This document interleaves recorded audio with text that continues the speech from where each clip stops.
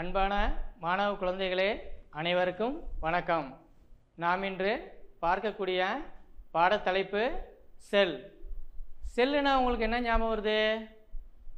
அம்மா வச்சிருக்க செல்லை பார்க்குறீங்களா, இல்லை அண்ணன் வச்ச செல்லை பார்க்குறீங்களா? அந்த செல்லு இல்லை. இப்போ நீங்கள் லீவில் தானே இருக்கீங்க, செல்லை தானே பார்த்துக்கிட்டு இருக்கீங்க. அந்த செல்லை பற்றி நம்ம பார்க்க போகிறதில்ல. கட்டடத்தை பார்த்துருக்கீங்க, சுவரை பார்த்துருப்பீங்க. அந்த சுவரில் செங்கற்கள் அடுக்கப்பட்டு கட்டடம் கட்டப்பட்டிருக்கும். அந்த செங்கல் சுவர் எதனால் ஆக்கப்பட்டிருக்கு? செங்கல் சுவரோட அடிப்படை அழகு என்ன? செங்கல். Very good. பக்கத்தில் பாருங்க, யானை தெரியுதா? இப்போ யானை எதனால் ஆக்கப்பட்டிருக்கு? வெரி குட், செல்களால் ஆக்கப்பட்டிருக்கு. அப்போ நம்ம இந்த பாடத்தில் என்ன பார்க்க போகிறோம்? செல்லை பற்றி தான் பார்க்க போகிறோம். ஒரு செங்கல் சுவரில் செங்கல் தான் அடிப்படை அலகு. அதே மாதிரி உயிரினங்களோட அடிப்படை அலகு எது? செல்லு தான். செல்லு உயிரினங்களுக்கு ஒரு கட்டமைப்பை தருது. உயிரினங்களின் அடிப்படை அமைப்பு மற்றும் செயலழகு தான் செல்லுன்னு நம்ம சொல்கிறோம். இவை உயிரினத்தின் அனைத்து அடிப்படை பண்புகளையும் செயல்பாடுகளையும் கட்டமைக்கின்றன. ஒவ்வொரு உயிரியோட செயல்பாடையும் அதனுடைய அடிப்படை பண்புகளையும் கட்டமைக்கக்கூடிய ஒரு மிகப்பெரிய மூலம்னு எதுன்னு சொன்னோம்னா செல்லு தான். செல்லை எதனால் பார்க்க முடியும்? வெறுங்கனால் பார்க்க முடியுமா? பார்க்க முடியாது. அப்போ எதால் பார்க்க முடியும்? நுண்ணோக்கியை கொண்டு தான் பார்க்க முடியும். இதன் பேர் தான் நுண்ணோக்கி. இதை பாருங்க, நல்லா பாருங்க. இது கண்ணருகு லென்ஸு. இது 10x சொல்லியிருக்கோம். இது 10x கண்ணருகு லென்ஸு. இது பீமு. இது பொருளருகு லென்ஸு. இந்த ரெண்டு இருக்கு இல்லையா, இது பொருளருகு லென்ஸு. இது இருக்கு இல்லையா, இது மேடை. மேடையில் ஒரு கிளிப்பு இருக்குது. இது ரெண்டு பக்கம் கிளிப்பு இருக்கும். அந்த நழுவத்தை வைத்து நம்ம பார்க்க உதவும். இது ஸ்டேஜ், மேடைன்னு சொல்லுவோம். இதுக்கு கீழே இருக்கு இல்லையா, இந்த பகுதி பார்த்தீங்கன்னா, இந்த பகுதி டயாஃப்ரம்னு சொல்லுவோம். இங்கேருந்து வரக்கூடிய ஒளியை அதிகரிக்கிறதற்கும் குறைப்பதற்கும் இந்த டயாஃப்ரங்கிற இந்த கருவி பயன்படுகிறது. கீழே இருக்கக்கூடியது மிரர், கண்ணாடி. அந்த கண்ணாடி ஒளி வெளியிலேருந்து வரக்கூடிய ஒளியை குவித்து இந்த டயாஃப்ரம் மூலயமாக இந்த லென்ஸுக்கு வரும். அதன் மூலயமாக நம்ம என்ன பண்ண முடியும்? இதில் செல்லை பார்க்க முடியும்.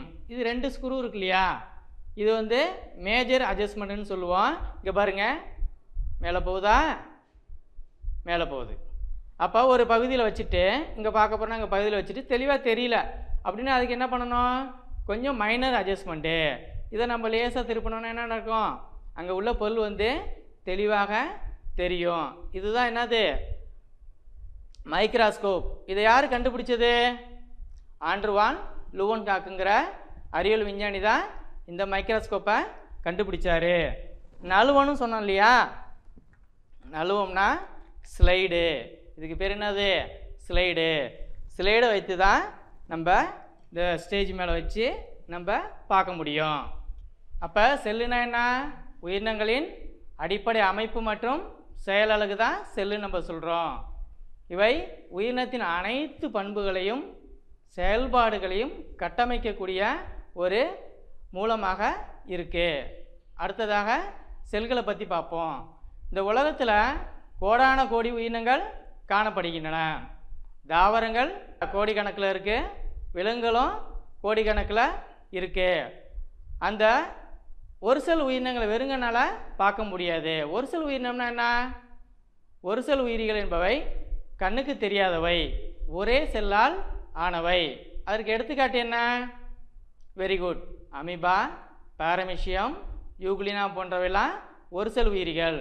அப்போ பல செல் உயிரிகள் தாவரங்கள், விலங்குகள், பூஞ்சைகள், ஆல்காக்கள். ஆல்காக்கள்னால் பாசிகள் நம்ம சொல்லுவோம். இதெல்லாமே பல செல் உயிரிகள் தான். மனிதன் பல செல் உயிர் தான். Very good. பல வகையான செல்கள் காணப்பட்டாலும் இந்த உலகத்தில் அவை அடிப்படையில் ஒத்த சில பண்புகளை கொண்டிருக்கும். ஏதாவது ஒரு சில பண்புகளை கொண்டிருக்கும். இப்போ கண்ணுன்னு இருக்குது. கண்ணு பார்த்தீங்கன்னா பார்க்கறதுக்கு தான் அது பயன்படும். வேறு எதுக்காவது பயன்படுமா? இப்போ மூக்கு இருக்குது, உள்ளார உள்ள நுரையீரல் இருக்குது. இப்போ மனிதருக்கும் நுரையீரல் இருக்குது, விலங்குகளுக்கும் நுரையீரல் இருக்குது, ஆடு மாடு அனைத்து ஜீவராசிகளுக்கும் நுரையீரல் இருக்குது. அப்போ நுரையீரலுங்கிறது சுவாசிக்க மட்டும்தான். அது போய் என்ன பண்ணாது? கழிவு நீக்கத்தை மேற்கொள்ளுமா? மேற்கொள்ளாது. அப்போ பலவகையான செல்கள் காணப்பட்டாலும் அவை அடிப்படையான ஒத்த சில பண்புகளை தான் கொண்டிருக்கின்றன. இப்போ செல்லை கண்டுபிடித்தது யாருன்னு பார்த்தோம்? இன்னும் பார்க்கலையா? சொல்கிறேன். ராபர்ட் ஹூக்குங்கிற அறிவியல் விஞ்ஞானி தான் செல்லை கண்டுபிடிச்சாரு. யார் கண்டுபிடிச்சா? Robert Hooke. எந்த நாட்டை சேர்ந்தவர்? இங்கிலாந்து நாட்டை சேர்ந்தவர். அவர் மிகப்பெரிய சயின்டிஸ்ட். சயின்டிஸ்ட்னா உங்களுக்கு பிடிக்கும் இல்லையா? நம்ம அப்துல் கலாம் பிடிக்கும் இல்லையா? வேறு யாரை பிடிக்கும்? Very good. Sir C V ராமனா? சரி, வெரி குட். அப்போ சயின்டிஸ்ட்லாம் உங்களுக்கு ரொம்ப பிடிக்கும் இல்லையா? நீங்களும் சயின்டிஸ்ட் ஆகணும்னு ஆசைப்பட்றீங்களா? ஆமாம். ஒரு அறிவியல் மாணவன் வந்து சயின்டிஸ்ட் ஆகுறத ரொம்ப மகிழ்ச்சியாக செய்யணும். ஒவ்வொரு செயலையும் செய்யும் பொழுது அவனுக்குள்ளே ஒரு ஆற்றல், ஒரு உந்து சக்தி உருவாகி ஒரு சயின்டிஸ்ட் லெவலுக்கு போக முடியும். அதற்கு என்ன தேவை? ஒரு ஆர்வம் தேவை. அவர் ராபர்ட் ஹூக்கு அறிவியல் அறிஞர் மட்டும் கிடையாது, ஒரு கணித மேதை. நல்லா கணக்கு போடுவார். அப்போ நீங்களும் என்ன பண்ணணும்? நல்லா கணக்கு போடணும். அறிவியலும் கணக்கும் ரொம்ப முக்கியம். மற்ற சப்ஜெக்ட்லாம் முக்கியம் இல்லையா? அதுவும் முக்கியம்தான். இது வந்து கூடுதலாக கவனம் எடுத்து நம்ம படிக்கணும். ஒரு மிகப்பெரிய விஞ்ஞானி ஆகணும்னா அறிவியலும் கணிதமும் இணைந்து நல்லா சிறப்பாக படிக்கணும். இவர் மிகப்பெரிய கண்டுபிடிப்பாளர். அதனால தான் அவரை பற்றி பேசிக்கிட்டு இருக்கோம். வேறு யாரும் மனிதர்களை பற்றி நம்ம பேச முடியுமா? ஏதாவது ஒரு சிறப்பு செயலை செஞ்சாதான் அந்த மனிதர்களை பற்றி நம்ம பேச முடியும். அப்போ ராபர்ட் ஹூக்கை வந்து நான் இங்கே பேசுகிறேன்னா அதுக்கு காரணம் என்ன? அவர் மிகப்பெரிய கண்டுபிடிச்சதுனால தான் இங்கே பேசுகிறோம். இவர் என்ன பண்ணார்? நுண்ணோக்கியை மேம்படுத்தி ஒரு கூட்டு நுண்ணோக்கியை உருவாக்குறாரு. அது எப்படி இருக்கும்? அவர் என்ன பண்ணுறாரு?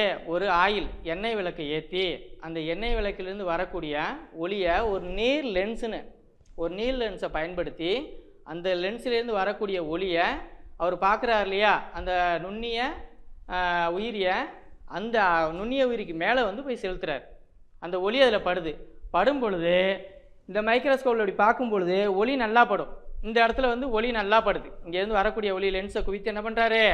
இந்த பகுதியில் வந்து அடிக்கிறார். அப்போ பிரைட்டாக இருந்தோன்னா சிறிய நுண்ணீராக இருந்தால் கூட பளிச்சுன்னு அவர் கண்ணுக்கு தெரியுது.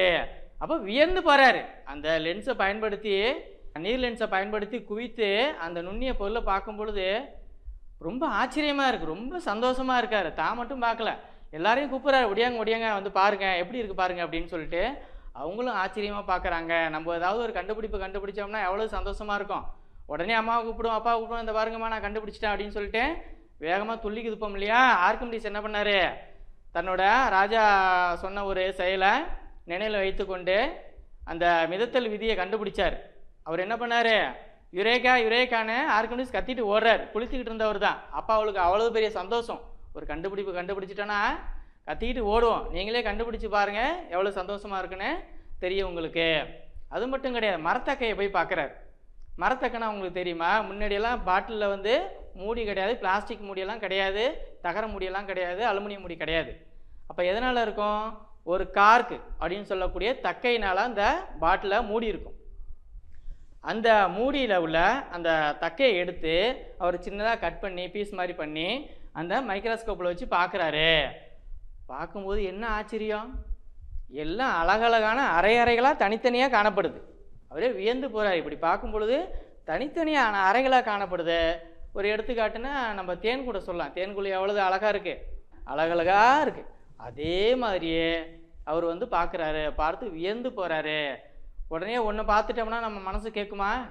அடுத்தது பார்ப்போமா அப்படின்னு சொல்லிட்டு என்ன பண்ணுறாரு? அடுத்தடுத்ததை பார்க்க அவரோட ஆர்வம் வந்து அதிகமாக போயிட்டே இருக்கு. அடுத்து வண்ணத்து பூச்சியோட இறகுகளை பார்க்குறாரு. வண்ணத்து பூச்சி இறகுகள் எவ்வளவு ரம்மியமாக இருக்கும், அழகாக இருக்கும். வண்ணத்தில் காணப்படும். பார்க்கும் பொழுதே நம்ம பிடிச்சோம்னா என்ன இருக்கும்? கையில் வந்து அழகாக ஒட்டிக்கும் இல்லையா? அந்த ஒட்டிக்கக்கூடிய துகள்களை போய் மைக்ரோஸ்கோப்பில் வச்சு பார்க்குறாரு. வியந்து போகிறார். எவ்வளவு வண்ணங்களாக இருக்குன்னு ஆச்சரியப்படுறாரு. பல வகையான தேனீக்களோட கண்களை பார்க்குறாரு. அவரால் என்னென்ன பார்க்க முடியுமோ அவ்வளோதையும் பார்த்து தான் மட்டும் மகிழாமல் சுற்றி இருக்கக்கூடிய மாணவர்களோட பகிர்ந்து கொள்கிறாரு. அதுதான் சந்தோஷம். பிற மாணவர்களோட பகிர்ந்து கொள்ளும்போது இரட்டிப்பு சந்தோஷம் நமக்கு கிடைக்கும். இவர் 1665ஆம் ஆண்டு ஒரு நூலை எழுதுறாரு. என்ன நூல்? ஏன்னா ஒரு கண்டுபிடிப்பு கண்டுபிடிக்கணும்னா ஒரு குறிப்பை எடுத்துக்கிட்டு வந்துக்கிட்டே இருக்கணும். அப்போ தான் அது லாஸ்ட்டாக முடியும் போது நம்ம தகவலை சேகரித்து ஒரு தீசிஸ்ன்னு சொல்லக்கூடிய ஒரு கண்டுபிடிப்பு நூலாக வெளியிட முடியும். அவரோட அந்த நூலுக்கு பேர் மைக்ரோகிராஃபியா. எங்கே சொல்லுங்க பார்ப்போம். மைக்ரோகிராஃபியா என்ற நூலை வெளியிட்டு மிகப்பெரிய புகழை அடைந்தார். இதில் என்ன சொல்லியிருந்தாரு? செல் என்ற வார்த்தையை முதல்ல சொல்லியிருந்தார். அந்த புக்கில் தான், யாருக்கும் தெரியாது செல்லுனா என்ன அப்படின்னு சொல்லிட்டு அதுக்குள்ள விளக்கத்தை அந்த நூலில் வந்து எழுதி பயன்படுத்தினார். அது மட்டும் கிடையாது, திசுக்களோட அமைப்பை விளக்கினார். திசுனா என்ன கேள்வி கேட்குறீங்களா? Very good. திசுக்கள்னா செல்களோட கூட்டமைப்புக்கு தான் திசு. செல்களோட கூட்டமைப்புக்கு திசுன்னு நம்ம சொல்லுவோம். நம்ம உடம்புல திசுக்கள்லாம் இருக்கா? இருக்குது, நிறைய இருக்குது. என்னென்ன? இரத்த திசு இருக்குது, திரவ திசுன்னு சொல்லுவோம், தசை திசுன்னு சொல்லுவோம், எலும்பு திசுன்னு சொல்லுவோம், இது மாதிரி எபித்திலிய திசுக்கள்னு சொல்லுவோம். இது மாதிரியான திசுக்கள்லாம் நம்ம உடம்புக்குள்ளே காணப்படுது. லத்தீன் மொழியில் செல்லுலா என்றால் என்ன பேர்? அதுக்கு அறை, ஒரு சிறிய அறைன்னு நம்ம சொல்லுவோம். ஒரு சிறிய அறைன்னு சொல்லுவோம்ல, ஒரு சிறிய அறைக்கு செல் அப்படின்னா ஒரு சிறிய அறை. லத்தீன் மொழியில் செல்லுலா என்பதற்கு சிறிய அறை என்று பொருள். செல்லை பற்றி படிக்கக்கூடிய அறிவியலுக்கு பேர் என்ன? செல் உயிரியல். Very good. செல்லை பற்றி படிக்கக்கூடிய அறிவியலுக்கு பேர் என்னது? செல் உயிரியல். தாவரத்தை பற்றி படிக்கக்கூடிய அறிவியல் பிரிவுக்கு என்ன? தாவரவியல். விலங்கியலை பற்றி படிக்கக்கூடிய அறிவியலுக்கு பேர் விலங்கியல். Very good. அடுத்த தலைப்புக்கு செல்லலாமா? செல்லோட அமைப்பு. செல்லு பார்த்தீங்கன்னா 3 முக்கிய பகுதிகளாக பிரிக்கப்பட்டிருக்கும். அது என்ன சார் 3 முக்கிய பகுதி? ஒன்று, செல்லை சுற்றி காணப்படக்கூடிய வெளி உரையான செல் சவ்வு, அப்படிலாம் பிளாஸ்மா மெம்பரைன் நம்ம சொல்லுவோம். இன்னொரு டிப் சொல்லுங்கள். பிளாஸ்மா மெம்பரைன் அல்லது செல் சவ்வு. Very good. அடுத்தது, இரண்டாவதாக திரவ நிலையில் காணப்படக்கூடிய சைட்டோபிளாசம். என்ன பேர்? சைட்டோபிளாசம். ஆங்கிலத்திலையும் சைட்டோபிளாசம் தான் அதற்கு பெயர். செல் சவ்வுக்கு செல் மெம்பரைன், ஆங்கிலத்தில் செல் மெம்பரைன். உட்கரு காணப்படுது. மூன்றாவதாக உட்கரு. முதல்ல வந்து செல் சவ்வு காணப்படுது வெளியுறையாக, இரண்டாவது திரவ நிலையில் சைட்டோபிளாசம் காணப்படுது, மூன்றாவது உட்கரு காணப்படுது. உட்கருக்கு ஆங்கிலத்தில் பேர் என்ன? நியூக்ளியஸ். எங்கள் இன்னொரு டிப் சொல்லுங்கள். நியூக்ளியஸ். Very good. இதை எப்படி நமக்கு பார்க்க முடியும், எப்படி இமேஜினேஷன் பண்ண முடியும்? ஒரு எடுத்துக்காட்டாக சொல்லுவோம். வீட்டில் வந்து எல்லாரும் omelette, half boil, full boil எல்லாமே சாப்பிடுவீங்க, பார்த்துருக்கீங்களா? அம்மா வந்து முட்டையை உடச்சி தோசைகளில் ஊற்றுருவாங்க, பார்த்துருப்பீங்க. அப்போ முட்டையை உடச்சி தோசைகளில் ஊற்றினோன்னே எப்படி இருக்கும்? வெளியில் அப்படியே வெண்மையாக இருக்கும். அதுக்கு என்ன பேர்? சைட்டோபிளாசம். அதுக்கு என்ன பேர்? சைட்டோபிளாசம். திரவ நிலையில் காணப்படக்கூடிய சைட்டோபிளாசம் எப்படி இருக்கும்? ஜெல்லி மாதிரி இருக்கும். எப்படி இருக்கும்? ஜெல்லி மாதிரி இருக்கும். இது ஒளி ஊடுருவக்கூடியதாக இருக்கும். இது வந்து நிறைந்த புரோட்டீன் காணப்படுகிறது. புரதம் நிறைந்த ஒரு பொருள். அது மையத்தில் இருக்கக்கூடியது என்னது? நியூக்ளியஸ். அது என்னது? உட்கரு. மையத்தில் இருக்கக்கூடியது உட்கருன்னு நம்ம சொல்லுவோம்.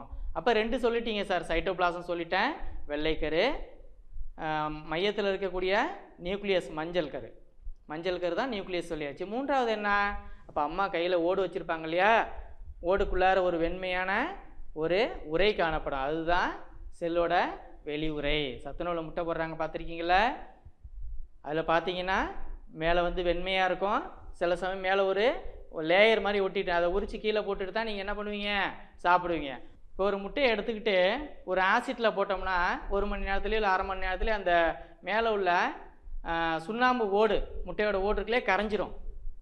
அதில் உள்ளார அப்புறம் எடுத்து பார்த்தீங்கன்னா அப்படியே மென்மையான சவ்வு காணப்படும். இதுதான் வெளியுறை, செல் மெம்பரைன் அல்லது பிளாஸ்மா மெம்பரைன். இப்போ புரிஞ்சுக்கிட்டீங்களா? 3 பகுதி காணப்படுது செல்லில்.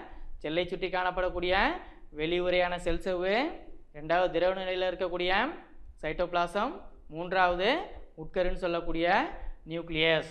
Very good. நமது உடலில் உறுப்புகள் நிறையா இருக்குது. என்னென்ன உறுப்பு உங்களுக்கு தெரியும்?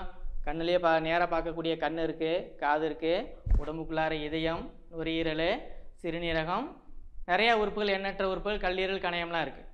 சரி, இது ஒவ்வொரு உறுப்பும் ஒவ்வொரு சிறப்பான பணியை செய்கின்றன, சிறப்பான செல்களை பெற்றிருக்கின்றன. அப்போ ஒரு செல்லை பற்றி தான் நம்ம பார்க்குறோம்.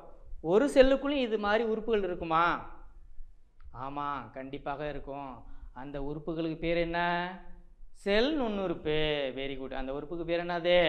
செல் நுண்ணுறுப்பு. செல்லில் உள்ள நுண்ணுறுப்புகள் சிறப்புத்தன்மை பெற்று காணப்படும். அது சிறப்பான பணியை மேற்கொள்கின்றன. ஒரு எடுத்துக்காட்டு சொல்லுவோமே, செல்லுக்குள்ளே இருக்கக்கூடிய மையத்தில் இருக்கக்கூடியது உட்கரு, உட்கருக்குள்ளார இருக்கக்கூடியது உட்கரு மணி. இது ஒரு நுண்ணுறுப்பு.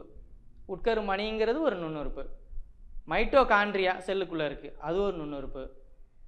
பசுங்கணிகம் தாவர செல்லில் இருக்குது, அது ஒரு நுண்ணுறுப்பு. இது மாதிரியான நுண்ணுறுப்புகள் தனக்கு கொடுத்த பணியை சிறப்பாக செய்வதன் காரணமாக தான் உடலானது உயிரினங்களோட உடலிலிருந்து பெரிய அளவில் வளர்ச்சி அடையுது. அடுத்ததாக செல்லோட அளவு பார்க்கலாம்.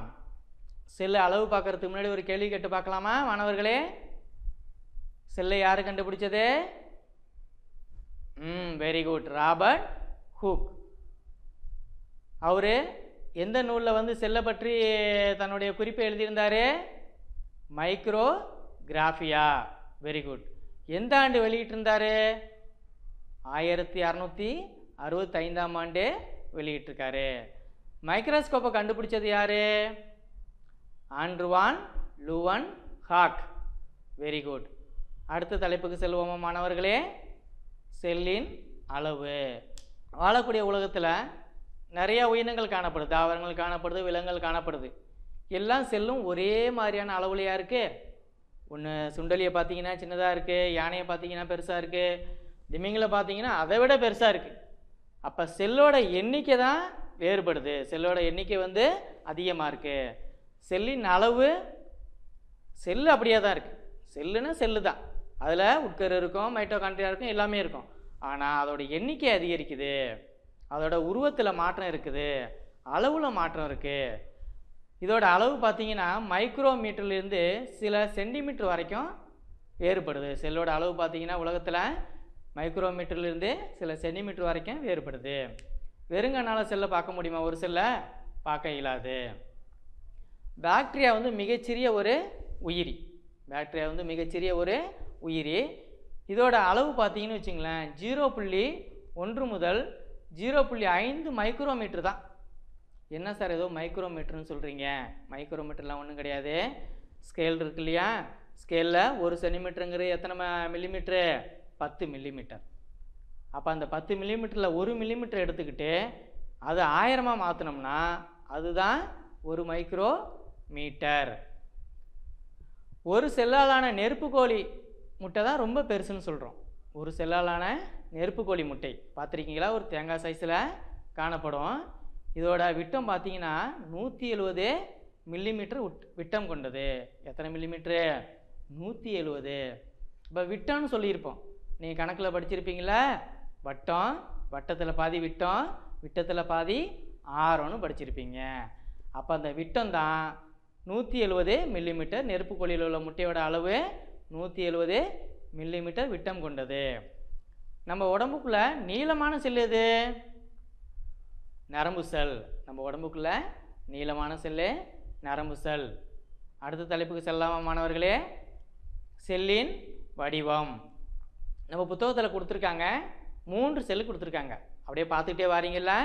கூடுதல் தகவல் சொன்னால் பக்கத்தில் நோட்ஸை வச்சு அந்த பேனா வச்சு குறிச்சிங்க. நரம்பு செல் கொடுத்துருக்காங்க, இரத்த சிவப்பணுக்கள் கொடுத்துருக்காங்க, தசை செல் கொடுத்துருக்காங்க. இந்த 3 செல்லோட வடிவம் கொடுத்துருக்காங்களா? தேடுறீங்களா? நானே சொல்லிடுறேன். நரம்பு செல்லோட வடிவம் பார்த்தீங்கன்னா நட்சத்திர வடிவம். நரம்பு செல்லோட வடிவம் நட்சத்திர வடிவம். ஒரு நட்சத்திரத்தை பார்க்குற மேலே அது மாதிரியான அமைப்பை பெற்றிருக்கு. சரி, இதோட பணி என்ன? நரம்பு தூண்டல். இப்போ நான் ஒரு விஷயத்த சொன்னால் உங்களுக்கு டக்குன்னு ஞாபகம் வந்துடும். நடந்து போகிறீங்க, ஓடும்பொழுது, பள்ளியோடம் விட்டு ஓடும்பொழுது காலில் முள் குத்திடுது. முள் குத்துனோடனே உங்களுக்கு என்ன சொல்லுது? ஆன்னு ஒரு சவுண்டை கொடுத்துட்டு கை எங்கே போகுது? காலுக்கிட்ட போயிடுது. எப்படி அது குத்துன உடனே நமக்கு கைக்கு இன்ஸ்ட்ரக்ஷன் கொடுத்து நம்ம கை அந்த இடத்துக்கு போகுது? ஒரு தகவல் பரிமாற்றம். யார் அந்த தகவலை கடத்துறது? ஒயர் மூலிமா கடத்துகிறாங்களா? மின்சாரம் ஏதாவது வருதா? ஒன்றும் கிடையாது. நம்ம நரம்பு இருக்கு இல்லையா, நரம்பு செல்லு தான் அப்படியே உடம்பு முழுவதும் கனெக்ட் ஆகியிருக்கு. டேரெக்டாக மூளையில் போய் ஒரு தகவலை சொல்லி உடனடியாக கைக்கு அந்த தகவலை கொடுத்து போய் எடுறா அப்படின்னு சொல்லி அந்த முள்ளை எடுக்க சொல்லுது. ஒரு சென்சிட்டிவ் ஆர்கன் சொல்லுவோம், புலன் உறுப்புகள்னு சொல்லுவோம். அப்போ சிறுநீரகத்தின் அடிப்படை அலகு என்ன? நெஃப்ரான். உயிரினங்களின் அடிப்படை அலகு செல், சிறுநீரகத்தின் அடிப்படை அலகு நெஃப்ரான். Very good. அடுத்தது போவோம், இரத்த சிவப்பணுக்கள் போகிறோம். இரத்த சிவப்பணுக்கள் பார்த்தீங்கன்னா ஏன் சிவப்பாக இருக்கு? ஹீமோகுளோபின் என்ற நிறமி காணப்படுது. ஹீம் என்றால் இரும்பு, குளோபின் அப்படின்னா புரோட்டீன், எல்லாம் இணைந்து தான் சிவப்பணுக்களாக மாறி இருக்கு. ஆர்பிசின்னு சொல்லுவோம், ரெட் பிளட் செல். அப்போ வேற ஏதாவது செல்கள் இருக்கா சார் ரத்தத்தில்? ஆமாம் இருக்கு. WBC white blood cell. வேற ஏதாவது இருக்கா? இருக்கு, நிறைய இருக்கு. இப்போ 3 மட்டும் நம்ம சொல்லுவோம். அடுத்தது பிளேட்லெட் செல்கள். பிளேட்லெட் செல்கள்னு சொல்லுவோம். இரத்த தட்டுக்கள், பிளேட்லெட் சொல்லுவோம், இரத்த தட்டுக்கள். இந்த செல்கள்லாம் ரத்தத்தில் காணப்படுது. இது ஒரு திரவ திசு. இப்போ ஆர்பிசின்னு சொல்லக்கூடிய இன்னொரு பேர் இருக்குது, எரித்ரோசைட்டுன்னு சொல்லுவோம். இரத்த சிவப்பணுக்களுக்கு இன்னொரு பேர் என்ன? எரித்ரோசைட்டு. என்ன வடிவத்தில் இருக்கும்? வட்ட வடிவத்தில் இருக்கும். கொஞ்சம் குழிந்து காணப்படும், இரு பக்கமும் குழிந்து காணப்படும். முட்டையெல்லாம் சாப்பிடுவீங்க இல்லையா? முட்டையெல்லாம், காஃபி முட்டையெல்லாம் சாப்பிடுவீங்க. நடுப்பகுதியில் அப்படியே தட்டையாக பகுதியில் பார்த்தீங்கன்னா இருபுறமும் குழிந்து காணப்படும். அதுதான் என்னது? இரத்த சிவப்பணுக்கள். இதோட பணி என்ன? நுரையிலிருந்து ஆக்சிஜன் இருக்கு இல்லையா, அந்த இரத்தத்தோட கலந்து உடலோட அனைத்து பாகங்களுக்கும் எடுத்துகிட்டு போகிற பணியை சிறப்பாக செய்யுது இரத்த சிவப்பணுக்கள். தசை செல்கள் என்ன வடிவம்? நீள் வடிவம். எதுக்கு பயன்படுது? சுருங்கி விடுதல். நம்ம கை கால் இப்படி பண்ணுறேன், இப்படி பண்ணும்பொழுது என்ன இருக்கு? அசையுது. அதுக்கு என்ன காரணம்? இந்த தசைகள் தான். 3 தசை இருக்குது. வரித்தசை, வரியற்ற தசை, இதய தசை. வரித்தசைக்கு இன்னொரு பேர் என்ன? எலும்பு தசை. வரித்தசைக்கு இன்னொரு பேர் எலும்பு தசை. எங்கே காணப்படும்? உடம்புல மேற்பகுதியில், கை கால்லாம் காணப்படும். இதோட வேலை என்ன? தன்னோட இச்சைக்கு உட்பட்டு வேலை செய்யும். நான் கையை நீட்டினா நீட்டுவேன், இல்லை நீட்ட மாட்டேன்னா மறைக்குவேன். இதுமாரி கட்டுப்பாட்டுக்கு இயங்கக்கூடியது. வரியற்ற தசைனா என்ன? வரிகள் காணப்படாது. இதில் பார்த்தீங்கன்னா உட்கரு காணப்படும். தசைகளுக்கு உட்கரு காணப்படும். வரி தசைகள். வரியற்ற தசைன்னு சொல்லக்கூடிய உடம்புக்குள்ளே சிறுநீரகம் மற்றும் உணவு குழல் இருக்கு இல்லையா, அதில் வந்து பார்த்தீங்கன்னா இந்த வரியற்ற தசை காணப்படும். அதுக்கு அடுத்ததாக இதய தசை. இதய தசை பார்த்தீங்கன்னா வாழ்நாள் முழுவதும் சுருங்கி விரியுது. வாழ்நாள் முழுவதும் சுருங்கி விரியறதுக்கே இதய தசை தான். அதுலேயும் உட்கரு காணப்படுது. இது ரெண்டுமே தன்னுடைய இச்சைக்கு உட்படாது. நம்ம சொன்னால் கட்டளை போட்டால் அது கேட்காது.